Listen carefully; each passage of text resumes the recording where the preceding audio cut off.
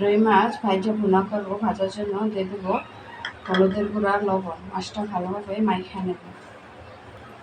আসসালামু আলাইকুম। মাছ ভাজার জন্য দিয়ে দেবো তেল।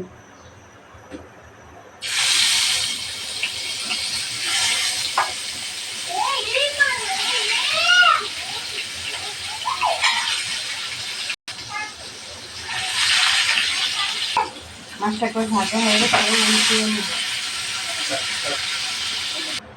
মাছ রান্নার জন্য দিয়ে দেবো তেল, পেঁয়াজ কুচি আর 3টা কাঁচামরিচ।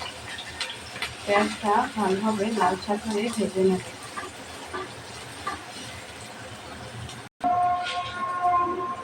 পেঁয়াজ ভাজা হয়ে গেছে, দিয়ে দেবো মশলা। মশলাটা ভালোভাবে কষিয়ে নেব। ভেজে রাখা মাছ, বড় একটা টমেটো কুচি, সিদ্ধ হওয়ার জন্য ঝোল,